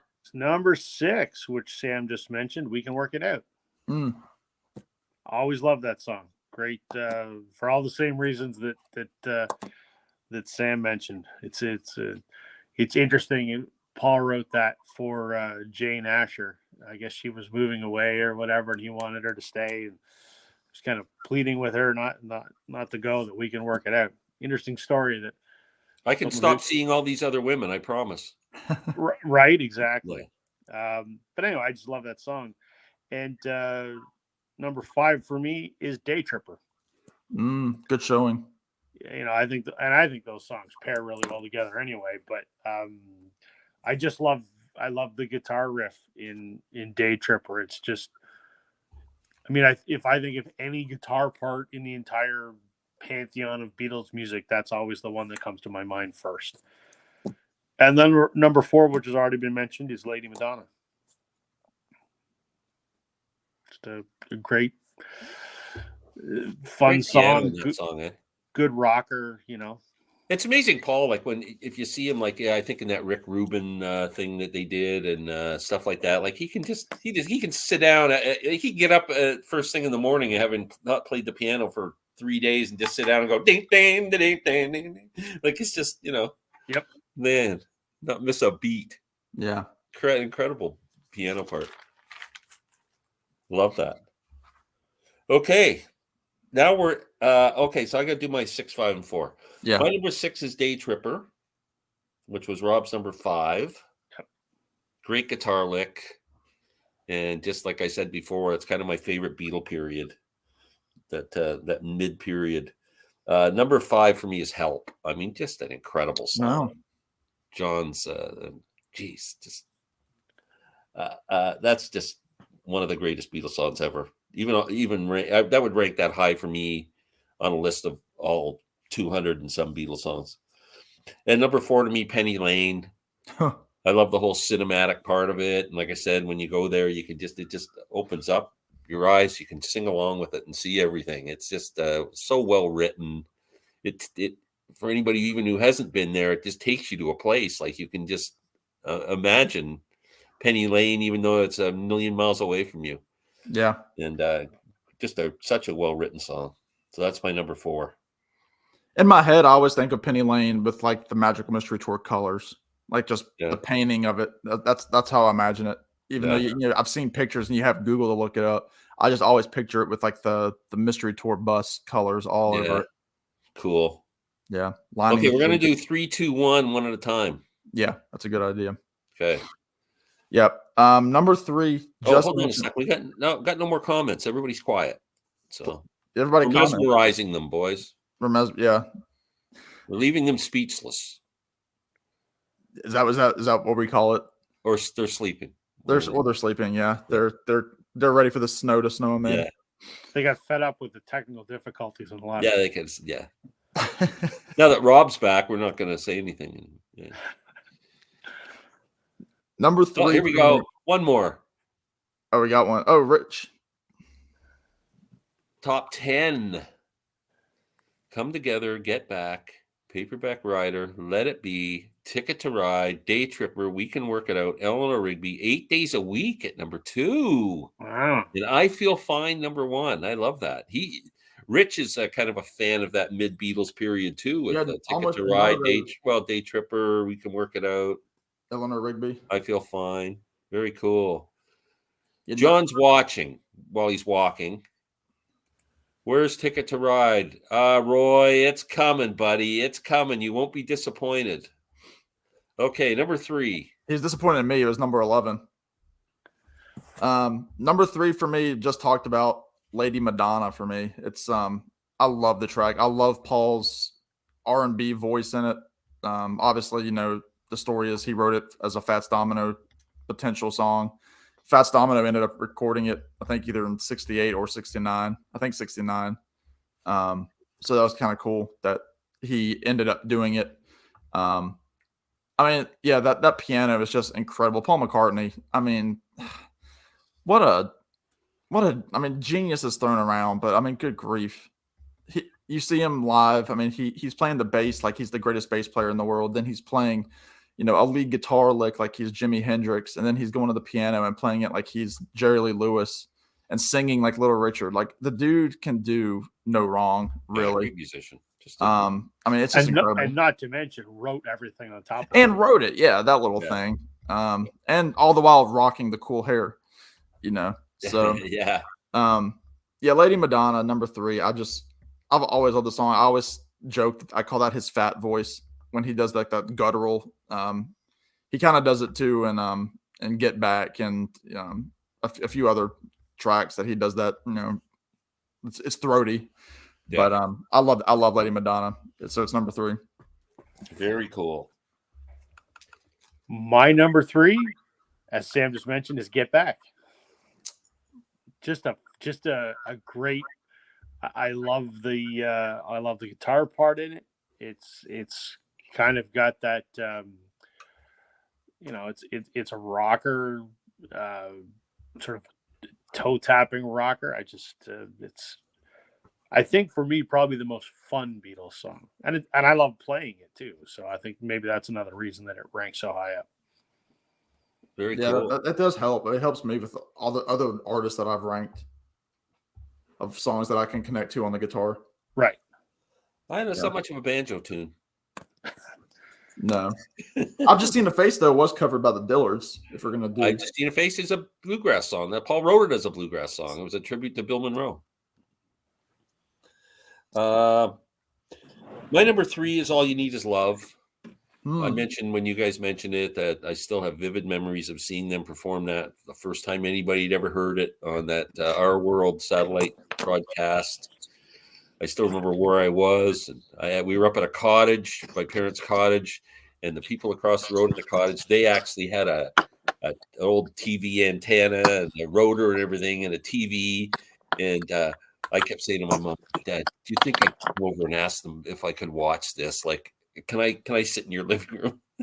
That's cool. And watch this Beatles thing? And they let me do it. I still remember. Did they have a color TV, or was that black and white? No, it was black and white. Yeah. But just incredible. Yeah. Didn't they say what percent of the world had a color TV at that point? It was very small. Well, I used to go over to the department store, which was about a 10-minute walk from my house, Simpson's department store, and watch color TV in 1966 and 67.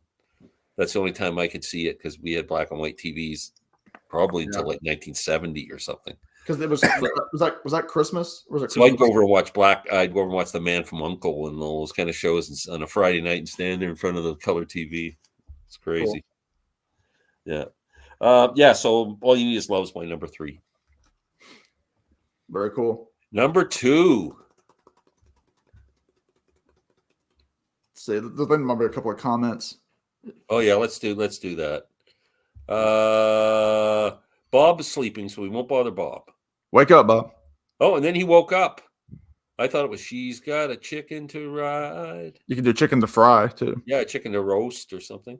Oh, I'd like some fried chicken. Roy, Hey Bulldog should have been a single. Oh yeah, would have been a massive single. One of my favorite Beatles songs. Top 10 Beatles song for me. Yeah, with like Lady Madonna. I mean, that's similar kind of piano, that boogie woogie. Yeah, great song. Great song. Much fun and just a great song. Great vocal performance. Awesome. And I love the video with that with John with the sideburns. Like yeah. He never had that look again. The first TV show I remember seeing color was Batman at 66. Well, yeah, it was right around that time. But then there's also Crack Boom Bam, which is John Mellencamp. Yeah. My 6-year-old son watches it every day. Really? And I hate it now. What, Batman? Yep. The old Batman with Adam West? Yep. My son watches it every day, and I'm so sick of it now. Because, a 6-year-old has to watch something 712 times. Oh, yeah. 10, Helter Skelter. Well, yeah, Helter Skelter, only problem is it wasn't a number 1 hit. You know why? Because it was from the White Album. Yeah. The problem with the White Album is there was too many good songs to pick a single. John, we're ranking the Beatles number 1s, and unfortunately, Helter Skelter does not cut it, even though it's a great tune. Did you get the Prisoner TV series? Yes. Patrick McGugan in The Prisoner. Yes, absolutely. Very cool show. Oh, now they're talking number about 9 yesterday. Number 8, Ballad of John and Yoko. Yvonne Craig is Batgirl. Yeah, that was she was the bomb. Number 7, Eleanor Rigby. Okay, we'll get on to this. What are we up to now? We're number 2. Number 2. Go ahead. Yeah. Hey Jude is my number 2. It's one of those songs that I don't get sick of, which is crazy because it's quite overplayed, but it's one of those I don't get sick of it. And again, it's one of those where you picture the Beatles during the TV special with Paul in like the maroon looking jacket and all the people are gathering around Ringo on the drums and John looking cool with the Epiphone and George with the SG. Yeah. Just killer images of the Beatles in 1968. Oh, that was great. I love that. And that was recorded on the David Frost show in England and shown over here on the Smothers Brothers show. Yeah, because people, again, the Beatles had not been touring for over 2 years at this point, and people wanted to see the Beatles. Like, what do they look like? Like, oh, it's the Beatles. It's been so long. Because 2 years in the 60s for music was a lifetime. Yeah. I always think about that David Frost video where they're playing and they're surrounded by all the fans that are just sitting there. And can you imagine you're sitting beside John Lennon as he's playing? And these are the same girls that were like wetting their pants, like at Shea Stadium. Yeah. But Hey Jude, I love the end of it. I love the repetitive nature of it. It's just and the ad-libbing by Paul, the Judy. It's just, and then of course seeing it live, it just takes it to another level with everybody swaying along. So it's number 2. Yeah, I remember seeing the TV show in '68. Me too, but like I said, in North America, we watched it on the Smothers Brothers. John, I didn't follow directions well as a child. Yeah, he was picking. Yeah, you're a bit of a rebel there, John. He picked Helter Skelter in his group there. Okay, Rob, number 2. Number 2, Ticket to Ride. There you go, Roy. I love it. I think even outside of Beatles ones, this would rank very, very high in all of their songs. I love it. It's a great song. I remember reading an interview with Noel Gallagher from Oasis, and he said that's the song that made him want to be a musician. That song changed his life, and I get it. It's just an amazing song. Awesome pick. Now we're up to number 1.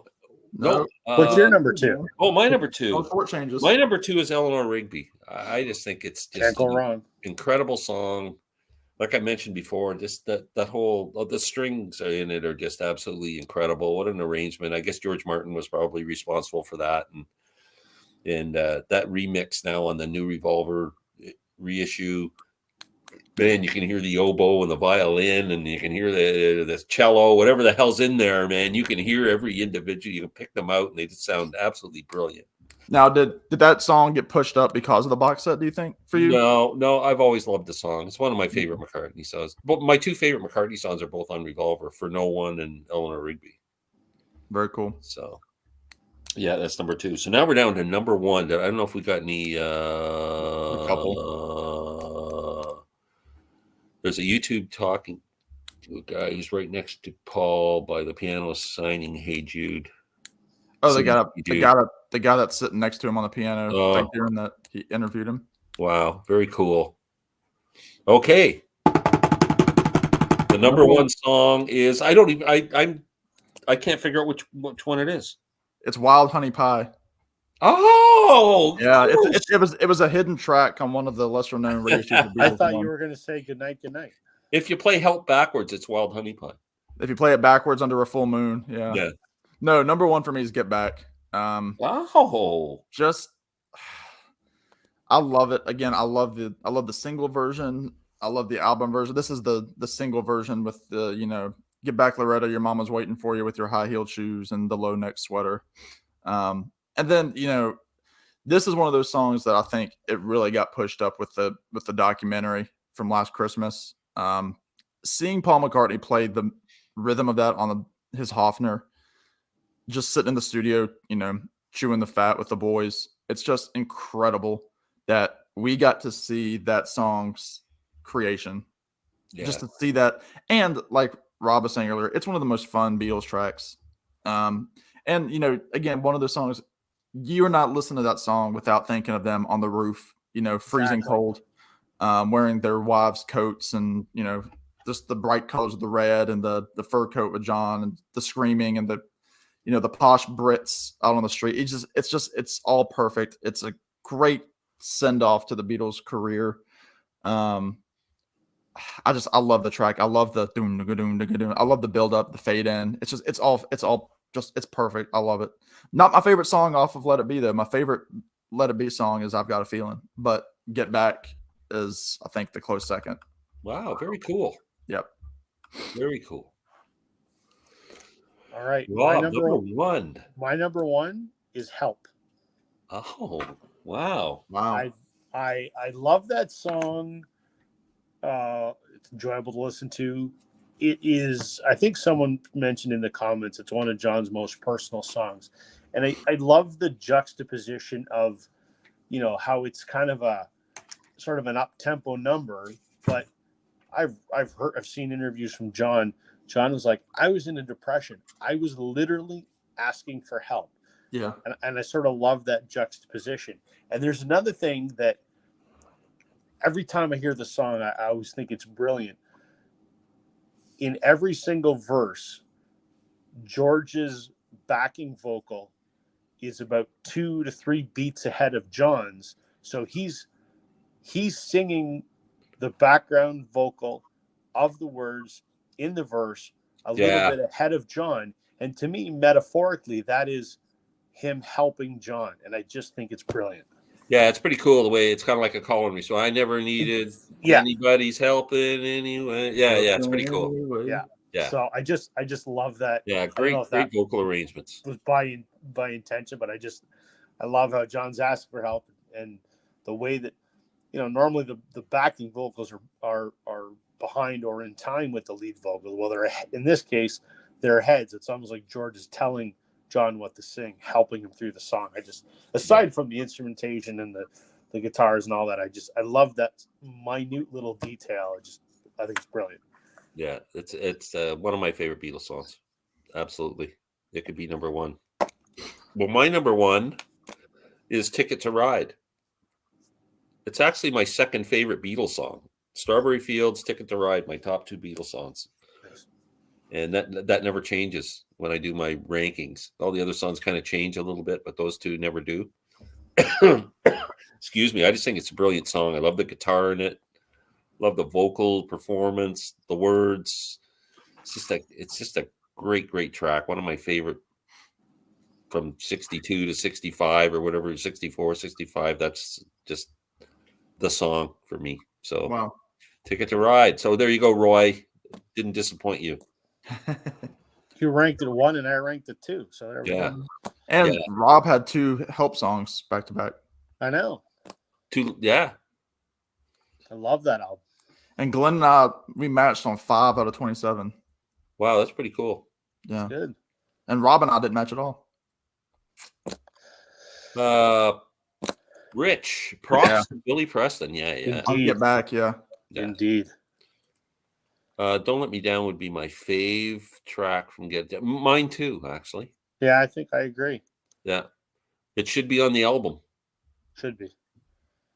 You think you take all the nonsense off of there, Maggie May and all that other stuff, and put that Don't Let Me Down on there, it turns into one of my favorite Beatles albums. Although They a put it song on- that really rose in the You ranks put for it me on no Let matter- It Be Naked, didn't they? Yeah. Yeah. One of the reasons I love Let It Be Naked. Yeah, they put Don't Let Me Down on it. Yeah. But no, one of those songs from Let It Be that really moved up the ranks for me was One After 909.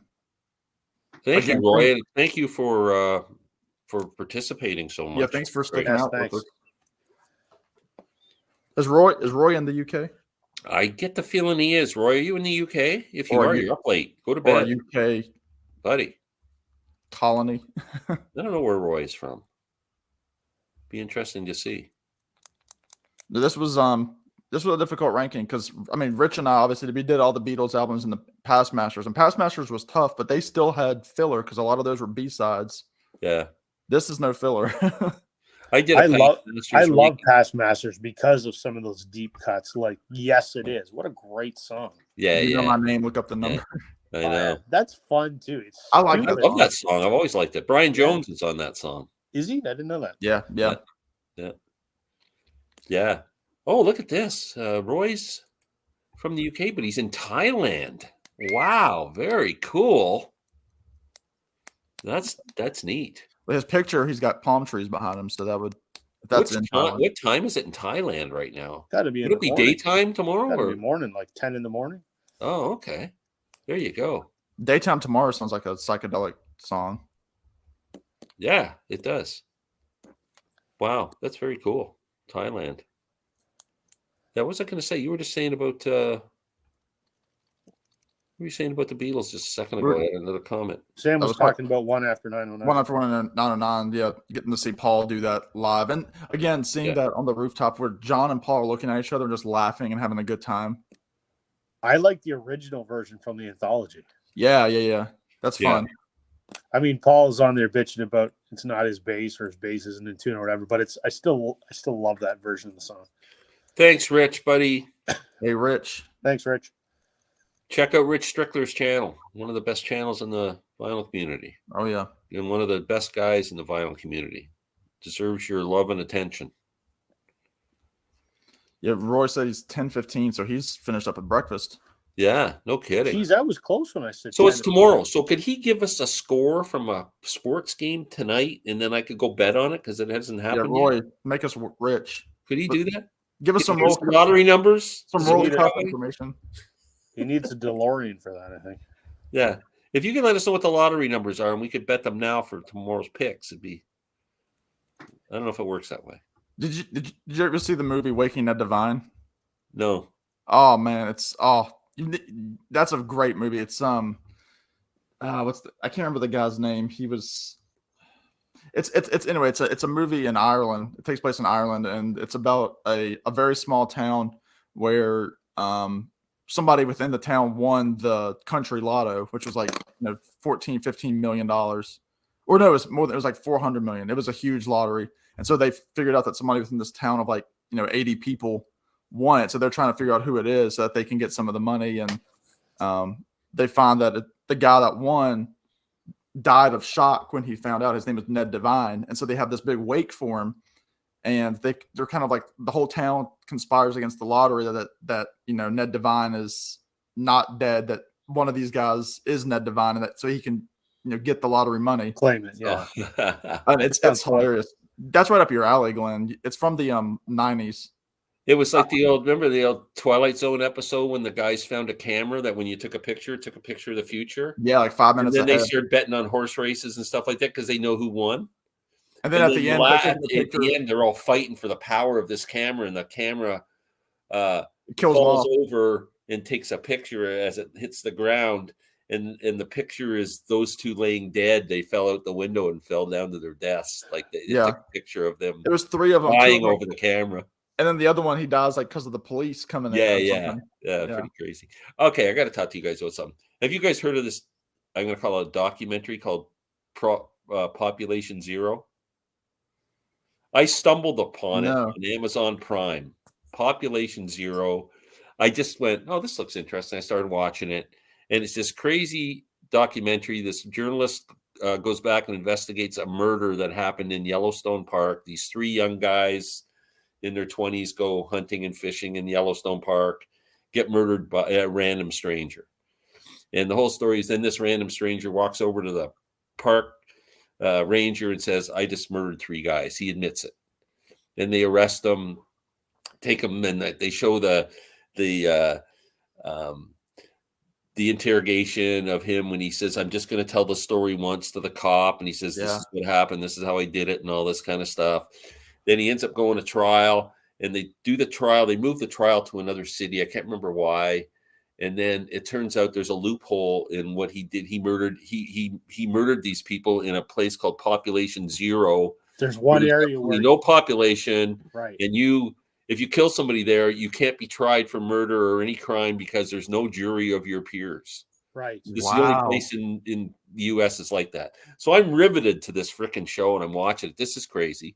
And I watched the whole thing, and then it takes an odd turn. I don't want to talk about it because you should watch it. Yeah, I want to see it. I'm going to tell you what happens, but it just goes absolutely insane. By the end of it, you're going, I can't believe this. And I'm telling everybody to watch it. I'm phoning my daughters. I'm saying, you can't believe this. Is it on Prime, you said? It's a mockumentary. Supposedly it was all made up, but it's done so realistically, and it's such a cool story. Well, now you ruined it. No, Population Zero. No, because my wife looked it up online, and she's going, it's a mockumentary, but it's still worth watching. I didn't tell you the plot, other than that. This is how the plot unfolds. It's still worth watching. I'll give it a go. Yeah, Population Zero. It's crazy. And then my daughter phones me. This wasn't real. I go, no. And she said, I told 100 people to watch this thing. No, there's really well done. Supposedly it was done by a Canadian guy. Oh, well, then I'm out. Population Zero. Check it out. I'm telling you. No, when is that new Abbey Road documentary air? I don't know. Disney? With Mary McCartney's thing? Yeah, with a ton of people. And where is it being shown? It's Disney Plus. Oh, freaking Disney. Yeah. I mean, Ringo and Paul and Elton John are in it. Yeah, it looks pretty cool. Newer guys. I'm sure Dave Grohl. Oh, he's absolutely. He's got to be. David Grohl has to be there. I'm surprised he didn't come on with us tonight. That's Twilight Zone. Burgess Meredith. Yeah. The book reader. I bet if we emailed Dave Grohl and asked him to join our little... He'd come on. That would be so cool, though. That would be so cool. The film Sliding Doors is playing with Time a Little. I don't know if I know that movie. I don't know that one. Did you start watching Andor yet, Sam? Yeah, I'm moving very slowly through it. I'm like three episodes. I've only done 3 episodes over like a month and a half period. Okay. And I'm with you. The first 3, bit of a snooze fest. Oh man. Keep with it. All right. Keep with it. I might try. I might do one tonight. Who knows? It's maybe some of the best Star Wars ever. But there's no Jedi, there's no space battles per se. It's like a World War II spy film. So cool. So good. Yeah. Wow. No, I need to stick with it. I had a hard time too, but once you get into like episode 4 and 5, it ramps up. That's about where I'm at. I've definitely done 3 episodes. I can't remember if I've done 4 or not. I think I'm just in the 3. I heard the Mackenzie brothers directed Population Zero. Beauty, eh? Oh, yeah.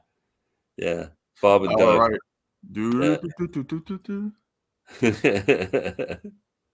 Yeah, no kidding. I love the old SCTV stuff. Oh yeah, it's classic. Yeah. Yeah. What did I just see? I just rewatched the clip of Eugene Levy as Perry Como. Oh, that's the best. Where he's laying in bed. Yeah. He's And they're just, doing disco hits. yeah, he is just smooth and laid back. Oh yeah, Very- he's singing "I Love the Nightlife" and Yeah, he's like, "I love to bogey" instead of boogie. I love the book. I gotta playing watch golf. that. I haven't seen that forever. He's like, those two women are holding him up, and his head is on their shoulder. Yeah, yeah. Oh my god, that's hilarious. Those are That's great. one of the classic ones. Yeah. Yeah. So anything else we need to go on about? I think we got a good idea for next week. I think we should choose I love that. 10 artists or bands that you would like to have dinner with or spend an evening with, just inviting them to your house. They have to be Your alive, small- though. You, eh? Do they have to be alive though? I would No, say they have to they- be alive. Really? Yeah. No. Yeah, because otherwise we're gonna pick. I mean, we'll pick, Jimi Hendrix or Elvis or Johnny Cash. right. Okay, Because let's do. you gotta- maybe you gotta if it think of it works out well, now. maybe we'll do a posthumous one after. Yeah, well, we can do alive, We'll dead. do a live. whichever- We'll separate them. A live That's 2 and a weeks, dead and one. it's interesting topics. We'll do two. We'll do two. First one will be live. Guys who are live. You're gonna have them over, and they'll play one song for you. And it's got to be how they sound now. It's like Bob Dylan is Bob Dylan now. Yeah. And one of them can't be Dave Grohl. Well, if you want Dave Grohl to come over, I want Dave He's Grohl. probably gonna force his way into your house anyway. He would come. He Yeah. would come. But I would want You're him probably to not gonna be able to keep him away. I would just want ABBA tunes from him. I want him to sing Yeah. Fernando. Yeah. Okay, that's what we're gonna do. 10 people, 10 songs. And we'll just go 1-1-1. I'll just go around Yeah. the horn. You Yeah. know what I'm gonna do just for shits and giggles? I'm gonna find Dave Grohl's like publicist email, and I'm gonna email and see if he'd come on an episode of our little podcast here and see. Can you imagine? I mean, they're gonna say no, but what if he says yes? Can you imagine? He would be a good time though. He seems like the coolest guy though. Oh, I think people love him. I think he is a nice guy. Oh yeah, I would go have a beer with him in a minute. I mean, he Yeah. seems like the coolest guy. Yeah. I'm totally gonna do it. I mean, they're gonna say no, but you never know. People like that though. Oh, Somebody who would do it probably is Bill Murray. Probably. John's packing it in. Good night, John. Thanks so much. Worst Thank you, song John. ever, Chilliwack, My Girl. Yeah, it's up there. Best song ever, Chilliwack, My Girl. Oh, performed by the Gone, Recess been gone so Monkeys. long. Oh, I quote that weekly at band with John Candy Swallows. He's been gone so long. They got the Wow. acne and oh, it's so good. That's funny. My girl. That Wow. could be another topic for down the road. Some of the worst songs ever. Yeah. Oh, well. Yeah. Your 10 most hated songs. Ugh. Yeah, because hated would be go against worst. Because I mean, worst you could pick songs that nobody's ever heard of, but like Rob talking about yesterday, people could poo all day long. Yeah. Yeah. Although I hate slamming music. That's one thing I don't like to do. But Definitely for the next 2 weeks, the artist thing is fun. I love it. The artist for supper. What song are they gonna sing? yeah. Yeah. Let's do that Yeah. next Okay. week. Okay, cool. Well, All this right. is- I think this we're is going a to good pack one. it in tonight. 10:25. Time you guys got to go to work tomorrow. Come on. Yeah, If there's a snowstorm, I'm not going anywhere. Wow. I'm hoping. I'm not going anywhere, whether it's a storm or not. I'm still working from here. Well, everybody, thank you very much for watching, contributing. Thank you, Rob and Sam. Please subscribe, as it says on the thing. Sam St. John, Northern Revolutions. And you guys, we'll be talking Tuesday. through the Sounds week, good. and we'll see you guys next Tuesday, 8 p.m. Yep. Take care. Sounds good, Good night, everybody. Bye, everyone. everybody. See you, fellas. Bye.